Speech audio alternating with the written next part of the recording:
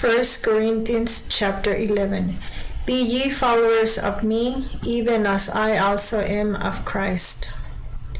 Now I praise you, brethren, that ye remember me in all things, and keep the ordinances as I deliver them to you. But I would have you know that the head of every man is Christ, and the head of the woman is a man, and the head of Christ is God. Every man praying or prophesying, having his head covered, dishonor his head.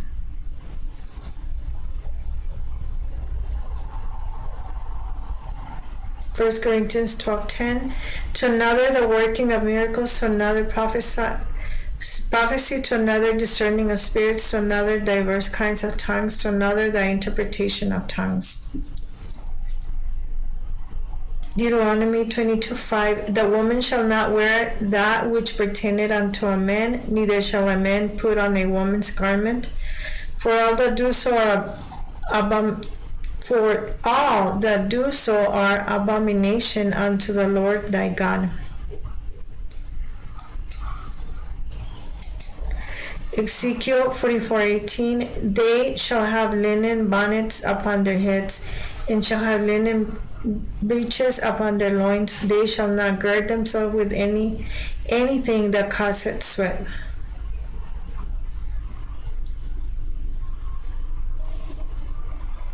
Five. But every woman that prayed or prophesied with her head uncovered dishonor her head, for that is even all one as if she were shaven. Luke 2:36. And there was one Anna, a prophetess, the daughter of Phanuel of the tribe of Aser. She was of a great age, and had lived with a husband 7 years from her virginity. Deuteronomy 21:12. Then thou shalt bring her home to thine house, and she shall shave her head and spare her nails. A veil. For she had said unto the servant, What man is this that walketh in the field to meet us? And the servant had said, It is my master. Thereof she took a veil and covered herself. 1 Corinthians 14:34. Let your women keep silence in the churches, for it is not permitted unto them to speak, but they are commanded to be under obedience, as also saith the law.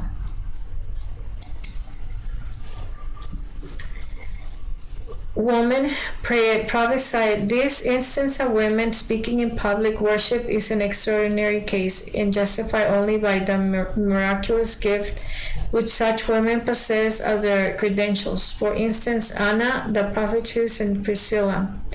Acts 2:18. The ordinary rule to them is silence in public. Mental receptivity and activity in family life are recognized in Christianity as most accordant with the destiny of women. This passage does not necessarily sanction women speaking in public, even though possessing a miraculous gift, but simply records what took place at Corinth, without expressing an opinion on it, reserving the censure of it till even those women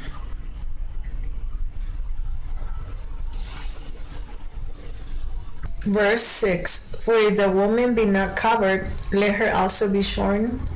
But if it be a shame for a woman to be shorn or shaven, let her be covered. For a man indeed ought not cover his head, forasmuch as he is the image and glory of God, but the woman is the glory of men. Proverbs 12:4. A virtuous woman is a crown to her husband, but she that maketh ashamed is as rottenness in his bones. Let your women keep silence in the churches, for it is not permitted unto them to speak, but they are commanded to be under obedience, as also saith the law. 8. For the man is not of the woman, but the woman of the man. Neither was the man created for the woman, but the woman for the man. For this cause ought the woman to have power on her head because of the angels. Genesis 20:16. And unto Sarah he said, Behold, I have given thy brother 1,000 pieces of silver. Behold, he is to thee a covering of the eyes unto all that are with thee, and with all other. Thus she was reproved. Genesis 24:64. And Rebekah lifted up her eyes, and when she saw Isaac, she lighted up the camel. Genesis 24:65. For she had said unto the servant, What man is this that walketh in the field to meet us? And the servant had said, It is my master. Therefore she took a veil and covered herself. Ecclesiastes 5:6. Suffer not thy mouth to cause thy flesh to sin, neither say thou before the angel that it was an error. Wherefore should God be angry at thy voice and destroy the work of thy hands? 11. Nevertheless, neither is the man without the woman, neither the woman without the man in the Lord. For as the woman is of the man, even so is the man also by the woman, but all things of God. 13. Judge in yourself, it is comely that a woman pray unto God uncovered. 1 Corinthians 10:15. I speak as to wise men, judge ye what I say. Luke 12:57. Yea, and why even of yourself judge ye not what is right? John 7:24. Judge not according to the appearance, but judge righteous judgment. Romans 14:13. Let us not therefore judge one another any more, but judge this rather, that no man put a stumbling block or an occasion to fall in his brother's way. 14. Doth not even nature itself teach you that if a man have a long hair, it is a shame unto him? 2 Samuel 14:26. And when he pulled his head, for it was at every year's end that he pulled it, because the hair was heavy on him. Therefore he pulled it, he weighted the hair of his head at 200 shekels after the king's weight.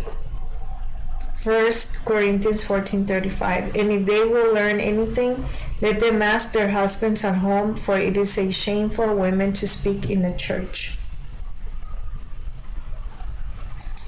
1 Corinthians 11:4. Every man praying or prophesying having his head covered dishonor his head.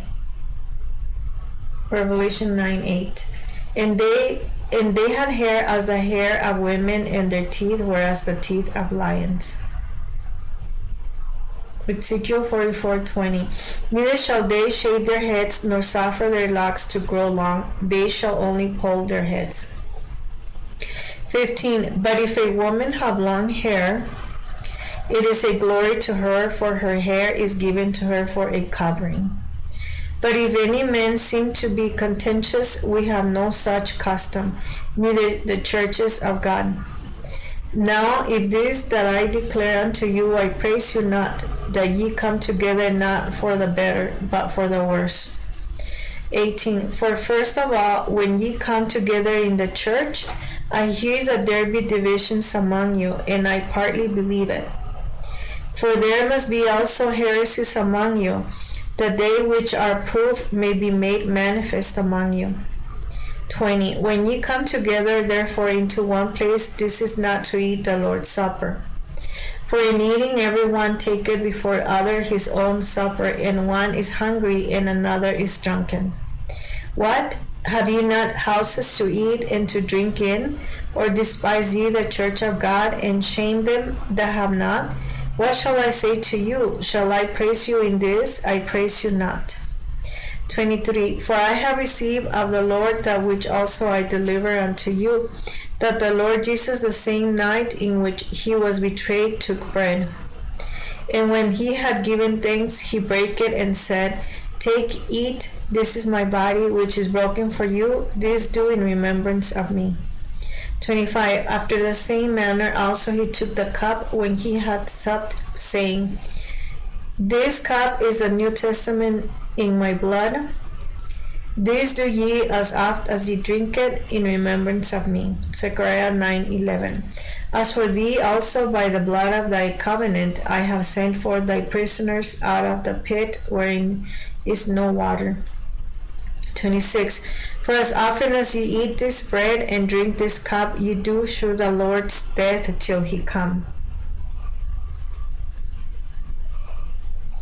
27. Wherefore whosoever shall eat this bread and drink this cup of the Lord unworthily shall be guilty of the body and blood of the Lord.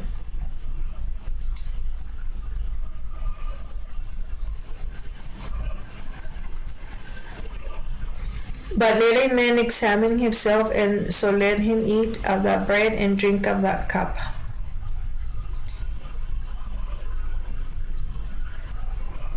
For he that eateth and drinketh unworthily eateth and drinketh damnation to himself, not discerning the Lord's body. For this cause many are weak and sickly among you, and many sleep. For if we would judge ourselves, we should not be judged. But when we are judged, we are chastened of the Lord, that we should not be condemned with the world. Wherefore, my brethren, when ye come together to eat, tarry one for another. And if any man hunger, let him eat at home, that ye come not together unto condemnation. And the rest will I set in order when I come.